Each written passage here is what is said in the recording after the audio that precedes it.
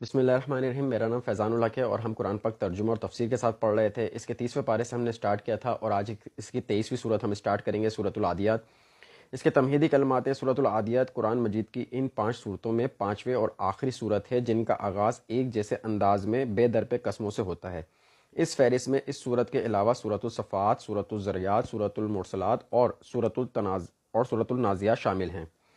اس صورت کے بھی مکی یا مدنی ہونے کے بارے میں مفسرین کا اختلاف ہے، لیکن صورت کے مضمون اور انداز بیان سے صاف ظاہر ہے کہ یہ ابتدائی دور کی مکی صورت ہے۔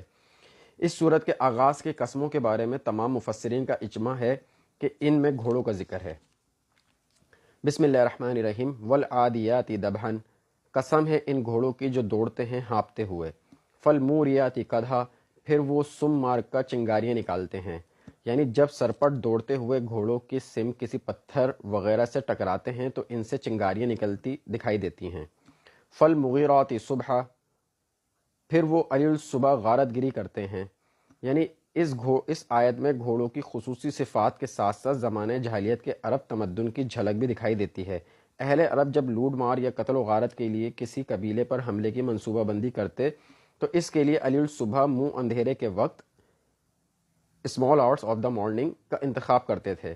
اس قسم کی غارت گری کے لیے رات کا پچھلا پہر اس کے لیے موزوں سمجھا جاتا تھا کہ اس وقت ہر کوئی بڑا سکون کی نیند سو رہا ہوتا ہے، حتیٰ کہ اگر کوئی مریض تکلیف کی وجہ سے ساری رات سو نہ سکا تو رات کے پچھلے پہر اسے بھی نیند آ جاتی ہے۔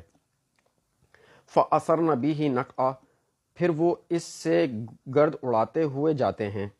فَوَسَطْنَ بِهِ جَمْعًا، پھر اس کے ساتھ وہ دشمن کی جمعیت کے اندر گھس جاتے ہیں۔ یعنی پرانے زمانے کی جنگوں میں گھوڑے بہت مؤثر اور کارآمد ہتھیار کے طور پر استعمال ہوتے تھے۔ حملے کے وقت گھوڑے اپنے سواروں کے حکم پر مخالف فوج کی طرف سے تیروں کی بوچھاڑ اور نیزوں کی الغار کی پرواہ نہ کرتے ہوئے ان کی صفوں میں گھس جاتے تھے۔ گھوڑے کا اپنے مالک کی فرمانبرداری میں اپنا خون پسینہ ایک کر دینے کا جذبہ اور اس کی وفاداری میں اپنی جان کی بازی تک لگا دینے کا وصف، یہ ہے دراصل ان قسموں کے مضمون کا مرکزی نقطہ جس کی طرف یہاں توجہ دلانا مقصود ہے۔ چنانچہ گھوڑوں کے ان اوصاف کے ذکر کے بعد تقابل کے طور پر اگلی آیت میں انسان کے کردار کا ذکر کیا گیا ہے۔ ان الانسان لربہ لقنوط، یقیناً انسان اپنے رب کا بہت ہی ناشکرہ ہے۔ یعنی مطلب یہ ہے کہ ایک طرف وہ جانور ہے جو اپنے مالک کے ایک اشارے پر اپنی جان تک قربان کر دیتا ہے، جو اس کا خالق نہیں ہے بلکہ صرف اس کے دانے پانی کا انتظام کرتا ہے، اور دوسری طرف یہ باشعور صاحب عقل اور دانش اشرف المخلوقات انسان ہے جو اپنے خالق اور مالک کا شکر ادا نہیں کرتا۔